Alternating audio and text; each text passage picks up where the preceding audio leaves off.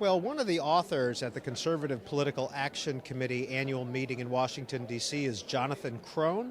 He's the author of Define Conservatism for Past, Present, and Future Generations. One of the things about Jonathan is he's 13 years old. Jonathan, why did you write a book at this age? Well, I wrote a book because I believed it was important to define the principles of conservatism in order to help the American people better understand their conservative viewpoint if they are conservatives, and maybe in the process maybe convert a few liberals on the way.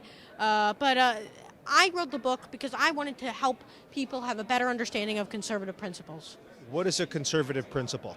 I believe that the four basic principles of conservatism, as I discussed in the book, are respect for life, respect for the Constitution, less government, and personal responsibility. How did you, at this age, come to believe this?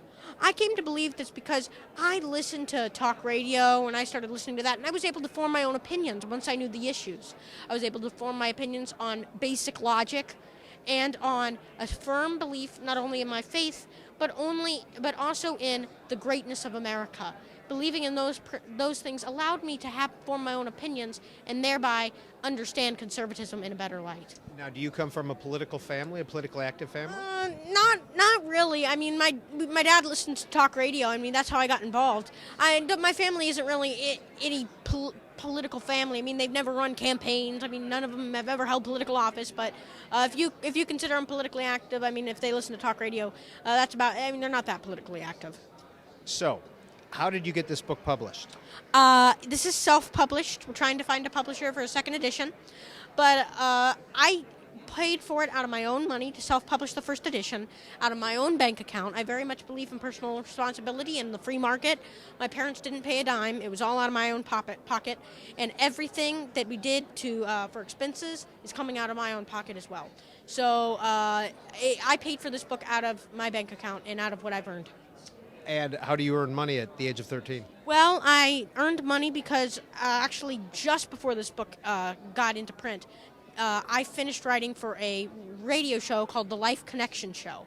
And it's a internet radio show, and it's a Christian show to help kids who don't get Bibles overseas hear the gospel. And I used to write for that show, and I made money through that, and I made money through other writings I did. And so that was a way not only to help me get money, but another way to help me get better at my writing talents. Where's home? Duluth, Georgia, Metro Atlanta area. And if people wanted to buy this book, where could they find it? Right now, you can only find it at defineconservatism.com or .org. It goes to the same page. If you can't get it there, because we might sell out here. We only published 1,000 for the first edition.